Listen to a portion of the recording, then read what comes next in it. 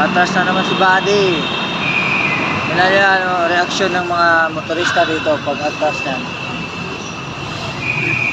Pag naharang yan sa kalsada, tingnan yung mga reaksyon nila.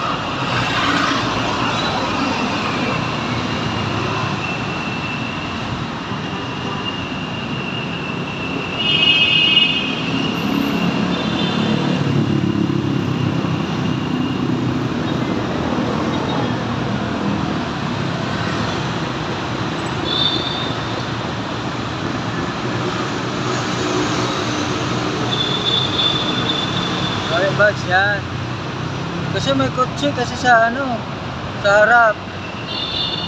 Hirap siya, tatama din yung niya sa gilid. Ayan, alis muna yung kotse na yan para maniobra ng maayos.